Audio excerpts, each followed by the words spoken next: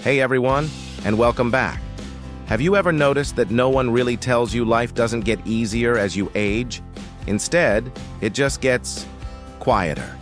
Now, quiet sounds peaceful, right? But sometimes, that quiet isn't the gentle hum of contentment. It's the silence of feeling forgotten.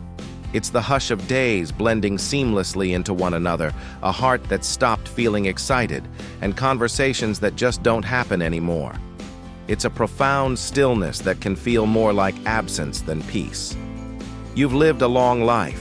You've raised families, built careers, sacrificed, endured, and adapted through countless changes. You've poured so much of yourself into others, into the world around you. But somewhere along the way, for many of us, we start making these tiny, almost imperceptible choices. Quiet choices that slowly, without warning, begin to steal our lives away. We don't even notice them at first, not until one day. We do. Maybe it's a birthday with no phone calls. Perhaps it's a doctor's visit that suddenly feels much more serious than usual. Or maybe it's just a quiet afternoon, and you find yourself wondering with a pang in your chest, is this really how it ends? Now, I want to be clear. This video isn't here to make you feel bad. It's not about blame. Instead, it's about awakening. It's about helping you see what still can be changed, what beautiful possibilities still lie ahead. Because these mistakes, the ones that slowly, insidiously erode our later years, they don't come with flashing red lights or blaring sirens. They creep in quietly, hidden within our daily habits and long-held beliefs. And if we're not paying attention, we can wake up one day having given away the joy, the freedom, and the sheer dignity that we absolutely still deserve. But today, that narrative changes. Today, we're going to bravely uncover 9 fatal mistakes that can quietly destroy your life in old age, and more importantly, how to stop them before they go any further. Let's get one thing straight. Right now, growing older is not the problem. In fact, aging is a profound gift. It means you made it. You survived what others didn't. You accumulated wisdom, lived through stories, and gathered experiences. But aging without intention, aging without actively steering your own ship, that's something else entirely. That's when we start to drift, when that inner spark begins to dim, and often, we don't even realize it's happening. This isn't meant to scare you. It's here to gently illuminate what might be holding you back, even if you haven't consciously recognized it. Because if you've ever felt bored, invisible, or disconnected from joy, it's rarely because you're old. It's because somewhere along the way, you might have stopped feeling like the true author of your own life story. The incredibly good news is, you can take that power back. You can choose differently. You can shift the entire narrative, starting right now, in this very moment. We're about to walk through these 9 mistakes, the ones that quietly take over the lives of too many people as they age. And even more importantly, we'll talk about how to break free from them. Not with grand, overwhelming gestures, but with small moments of awareness, courage, and radical honesty. By the end of this video, I genuinely hope you feel something stir deep inside you, because your life is still yours, and it is absolutely not too late to claim it. All right, let's dive straight into the first fatal mistake that quietly erodes our later years. It's a belief many of us carry, almost without realizing it. The idea that passion has an expiration date. Once we hit a certain number, 60, 70, or even 80, we start telling ourselves, okay, that's it. Time to pack away the dreams, the desires, the creative urges. Time to just settle down. Now, this belief doesn't just appear out of nowhere, does it? It's often fed to us, subtly, from the outside world. People might stop asking about your interests. Invitations to new experiences might dwindle. Sometimes even our own families, with the best intentions, might start treating us like we've already finished the story. They see us as someone whose prime is past, and that narrative, if we're not careful, can start to sink deep into our own minds. But here's the truth, and I need you to hear this loud and clear. They are wrong. Passion doesn't disappear with age. It doesn't just vanish into thin air. No, passion fades from neglect. Think about it. When we stop doing the things that light us up, when we stop giving ourselves permission to feel excited, curious, alive, that fire inside doesn't die. It simply dims. And the longer we let it stay dim, the easier it is to believe that it was never really there to begin with. Maybe you once loved painting, or music, or gardening. Perhaps you had a secret dream of traveling to faraway lands, writing that book, learning a new language, or even just dancing freely in your living room. But then you told yourself, it's too late for that. That version of me is gone. But what if she isn't? What if he's just waiting for you to invite him back? You see, passion doesn't belong exclusively to the young. It belongs to the willing. Those who are willing to feel again, to care again, to risk being absolutely terrible at something new, just for the pure joy of trying. And yes, passion might look different as we age. It might be quieter, slower, deeper, more reflective. But it is still powerful. It still nourishes the soul. It still makes you feel like you matter, because you absolutely do. I once knew a man who picked up the piano at 74. He could barely read music, and his fingers were stiff. But every single morning he sat at those keys and played. Badly at first, then better.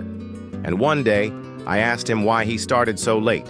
He smiled and said, because for the first time, no one's expecting anything from me. I get to do this just for me. That, my friends, is the profound beauty of passion in old age. It's finally free from performance. It's not about being the best. It's about being alive.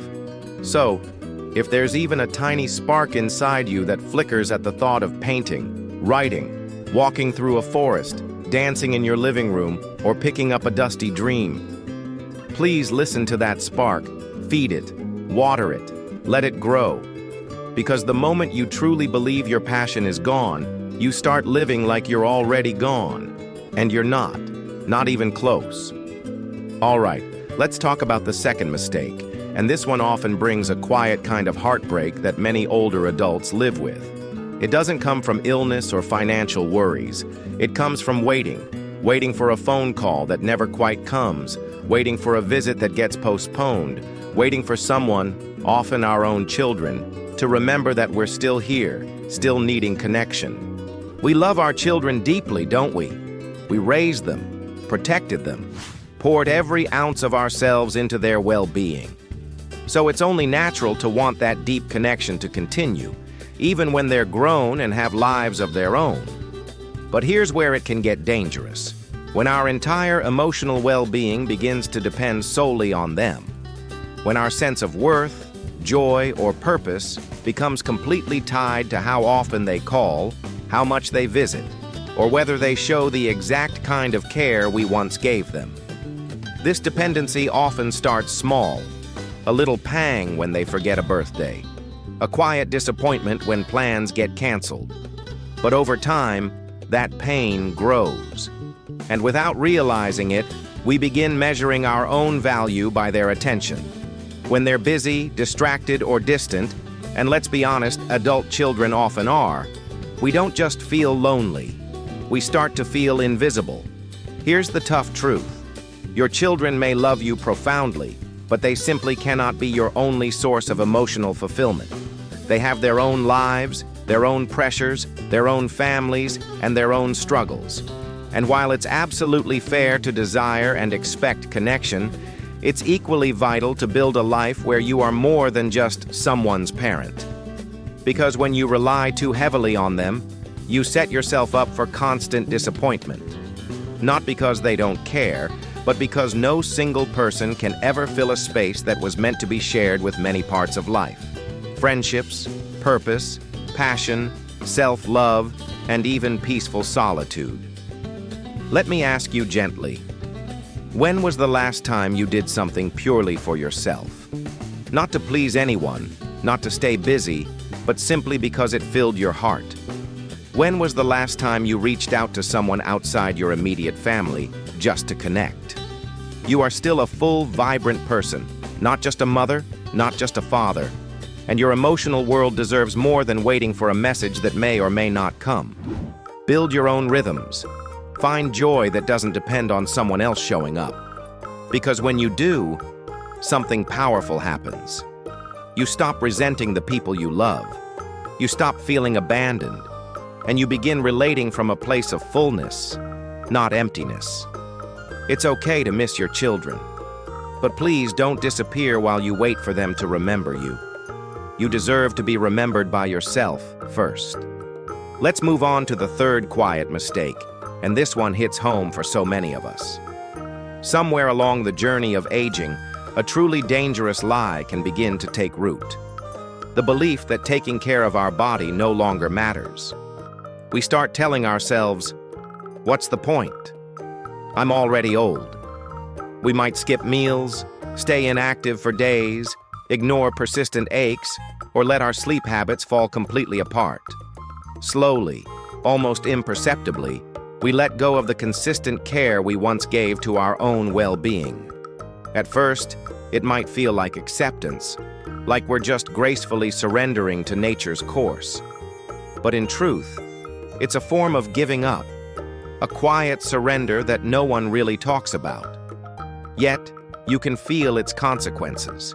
When getting out of bed becomes a struggle, when climbing stairs feels impossible, when your favorite clothes don't fit the same way anymore, or when looking in the mirror becomes something you instinctively avoid. Now, this isn't about vanity. It's not about trying to look 25 again. This is about dignity, because the way you treat your body sends a powerful message to your spirit, and when you neglect it long enough, your spirit starts to believe it no longer matters either. Here's the crucial point. Your body doesn't need to be perfect. It doesn't need to be young, but it absolutely needs to be loved.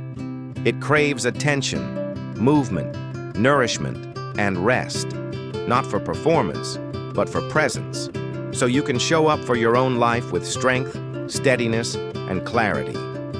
And let me be crystal clear. No, it is not too late. I've seen people in their 80s start walking every day, dancing slowly in their kitchens, lifting light weights in their living rooms, or cooking with intention just to nourish themselves. They're not doing it to live forever. They're doing it to live better right now. Maybe no one told you this, but your body listens. It responds to how you treat it. Even small efforts, like stretching in the morning, drinking a little more water throughout the day, or walking just a little farther each week, can reignite something vital inside you. A sense of agency, a feeling of control, a quiet kind of pride. Because when you start taking care of your body, you begin to remember that you're still here, still capable of pleasure, of energy, of clarity. And that, my friend, can change everything. You'll start holding your head a little higher, making different choices, not out of fear, but out of self-respect. So if you've stopped trying, if you've told yourself, "It's too late for me," I'm here to tell you, you're wrong. It's not too late. It's just time to return to yourself. You only get one body in this lifetime. Don't spend your last precious years treating it like an afterthought. All right, let's talk about the fourth mistake that can subtly chip away at our happiness. Hoarding money, but starving your life. Now, there's absolutely nothing wrong with being careful with money, especially when you've worked hard your whole life to earn it. Saving is incredibly wise, and being responsible with your finances is truly admirable. But somewhere along the way, for many older adults, savings stop being a useful tool for living and start turning into a shield. Not a protective buffer, but a fortress built out of fear. You might tell yourself, "I need to hold on to every single penny. What if something happens?" And that fear begins to quietly shape every decision you make. You stop going out, you stop treating yourself, you ignore those small comforts that once made you feel truly alive. You might clip coupons for groceries, but you inadvertently starve your soul in silence. You begin to believe that safety is somehow more important than joy.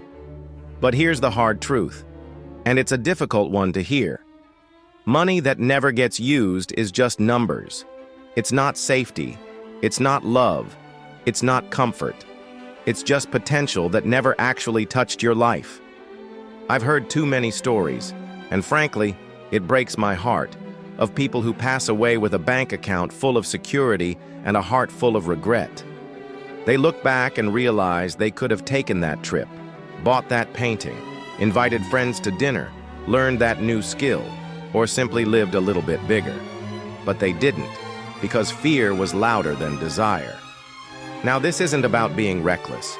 I'm not telling you to spend everything you have tomorrow. It's about remembering what that money was for in the first place. Not to bury it, but to use it.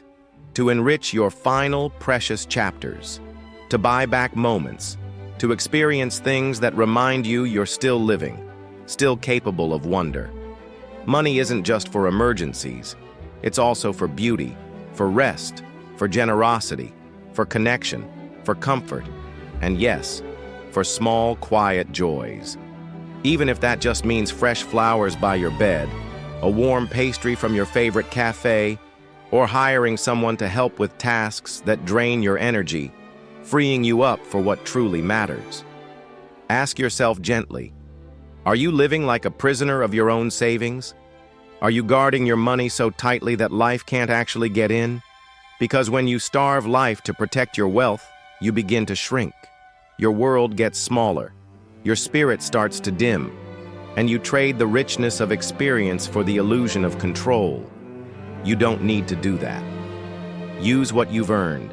Enjoy what you've saved. Let your life be touched by the hard work you once did. That isn't a waste. That is honoring your past by living fully in your present. You've already paid the price. Don't forget to enjoy what you bought. Let's confront the fifth quiet mistake that can settle deep within us as we get older. The insidious belief that it's too late to start over. It doesn't shout. It whispers. You hear it when you consider trying something new, but then you stop yourself.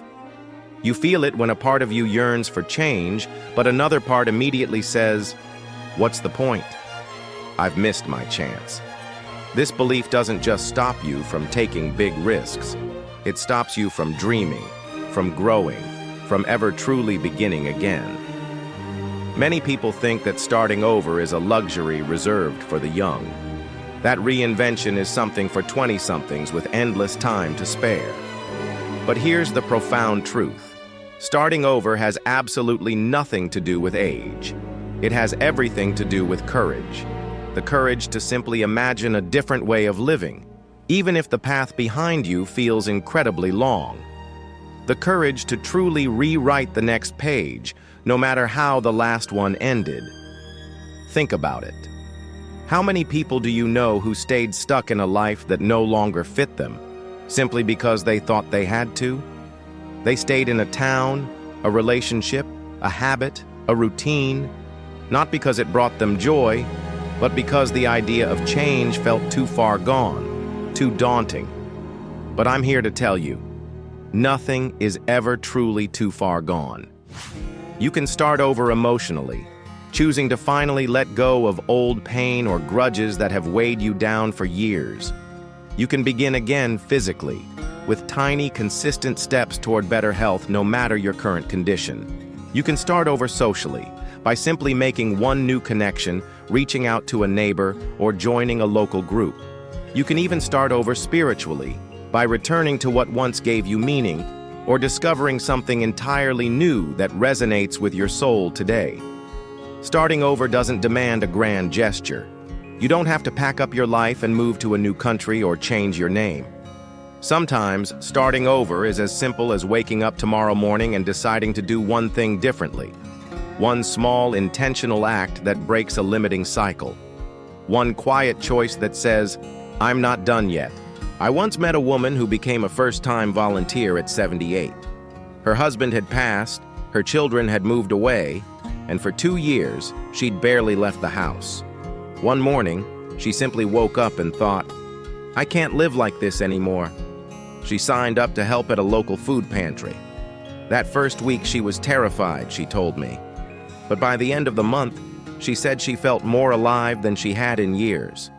Her story isn't rare, but it is incredibly brave. And it reminds us, starting over isn't about erasing your past. It's about honoring your past by choosing not to stay stuck in it. So, if you've been telling yourself, "It's too late for me," please, truly hear this. It's not too late. It's never too late. As long as you are breathing, you are still becoming. And that means you still possess the profound power to begin again. All right, let's talk about our sixth mistake. And this one often sneaks up on us without us even realizing it. Living on autopilot and slowly withdrawing from life. There comes a point when the days can begin to blur. You wake up, make your coffee, sit in the same chair, follow the same routine, and go to bed wondering where the day went. You do it again the next day, and the next. At first, it might feel safe, predictable, but slowly, something vital inside you begins to dim. Not because anything terrible has happened, but because nothing new has. That's the silent danger of autopilot. It makes life feel numb, and over time, without you even noticing, you start to withdraw. Not just from people, but from yourself, from new ideas, from curiosity, from the desire to stretch or explore. You become someone who is simply getting through the day. And let me be clear, that is not living, that is surviving. Here's the truth. Humans aren't built for stillness. We are wired for movement, for purpose, for connection. Even in our later years, our minds and hearts crave something to reach for. Not just being busy for the sake of distraction, but true, meaningful engagement. Even small things, especially small things. Without stimulation, the brain can grow dull, the spirit becomes quiet, and the body often follows. But when you reintroduce even the smallest bit of novelty, trying a new recipe, walking a different path, calling someone you haven't spoken to in a while, you wake something profound up inside. And that something is life. Not in a dramatic movie-style way, but in quiet moments that gradually add color back into your day. I know it's tempting to withdraw, especially if you've experienced loss, illness, or if the world just feels overwhelming. And yes, rest is important, but withdrawal is not rest. It's retreat. It's hiding from a life that is still calling to you. Let me ask you gently, when was the last time you did something truly unfamiliar? When was the last time you challenged your mind, your heart, or your body? Not to impress anyone, not to prove anything, but just to feel awake again. Even something as simple as changing the route of your evening walk can shift your mood. Reading a different kind of book, listening to music you've never heard, talking to someone outside your usual circle.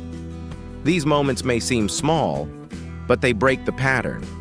They remind your brain that the world is still moving, and so are you. You don't have to fill every single hour, but please, don't let every hour pass you by. Be intentional. Choose to engage with life, even if it's just one small thing a day. Because when you stop moving, life doesn't pause with you. It keeps going, and you absolutely deserve to go with it, not behind it. Don't let autopilot steal your final decades. You are still here. Make sure you're really here.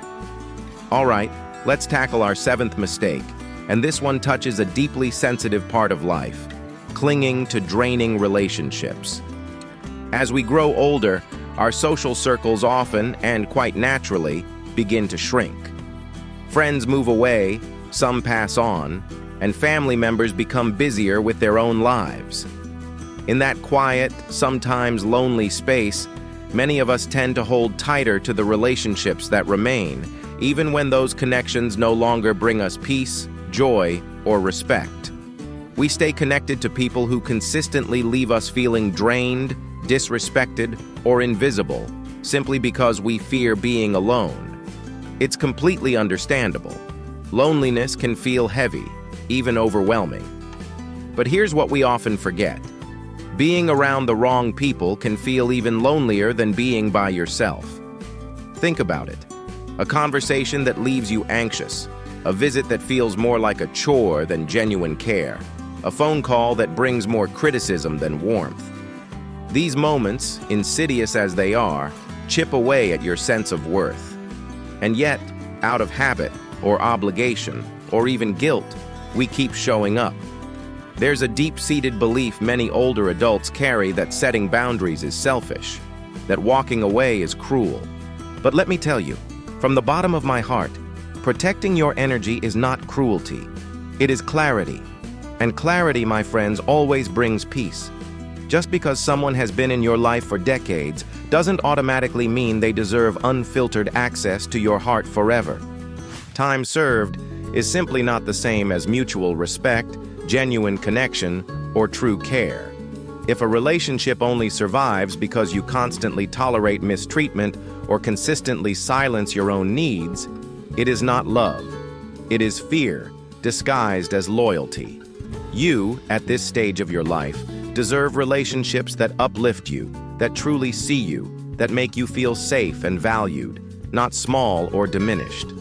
And if those aren't immediately available right now, it's absolutely okay to pause, to create that necessary space for yourself. Sometimes we need that distance to remember our own value. And from that place of self-respect, new, healthier connections often find us. Ones that truly match who we are becoming, not just who we used to be. Let me say this clearly. You are allowed to choose peace over history.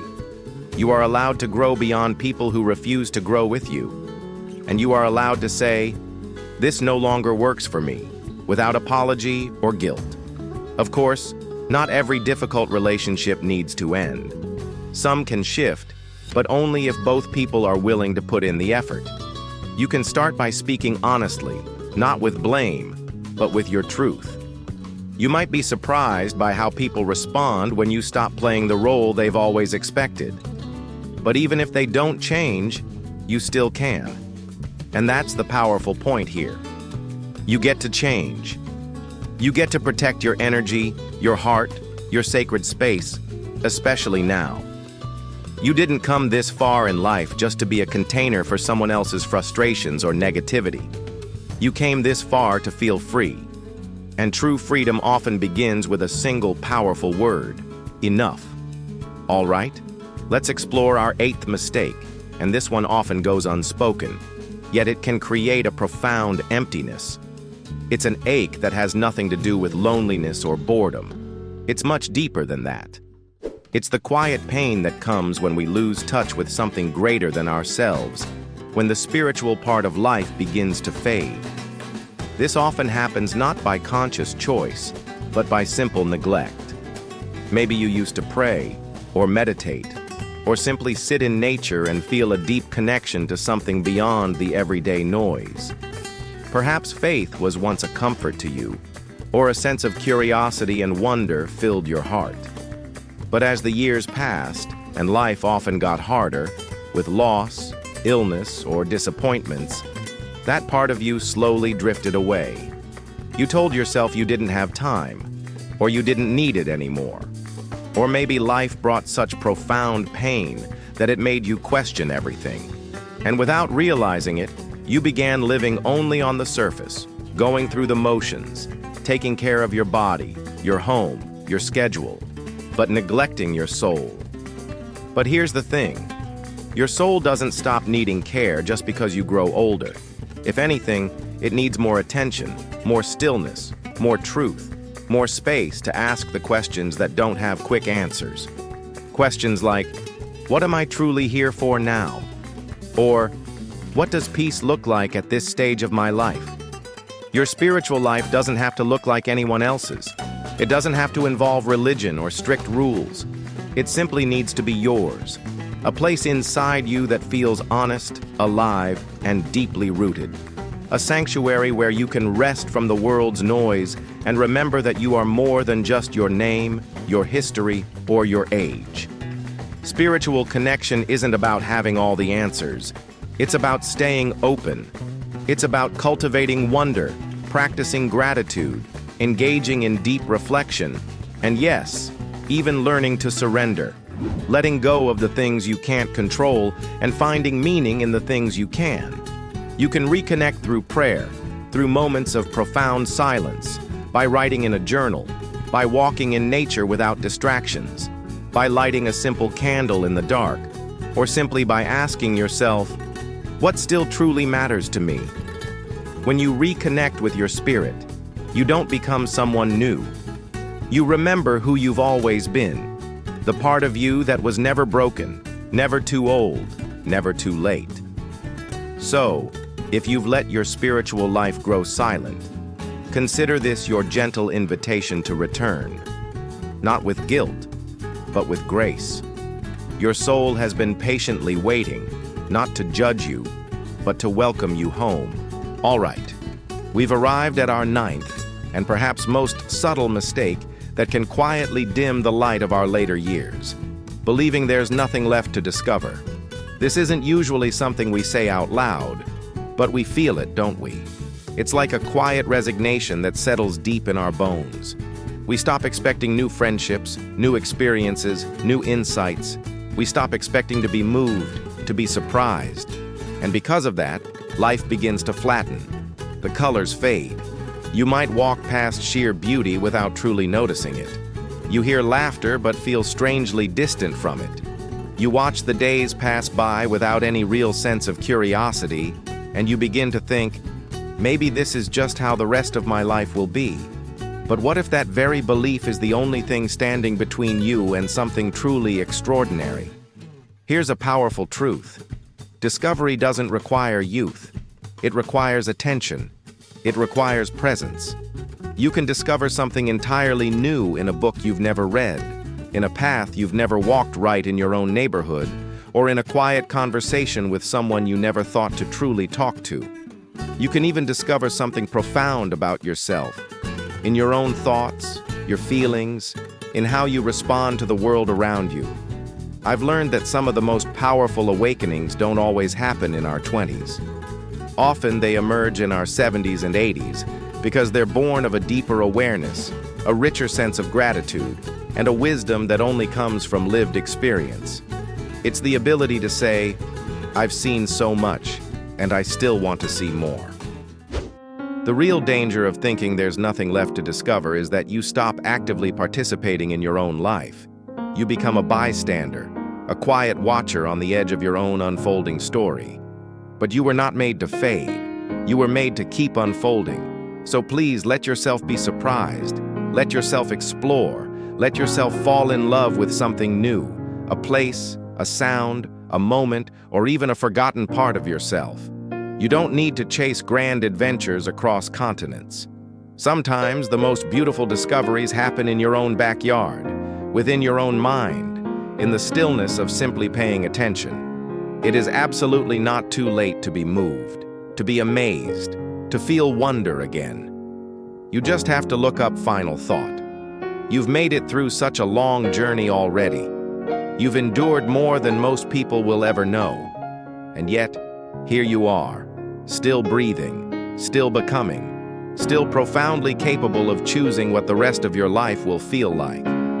Maybe some of these mistakes felt familiar.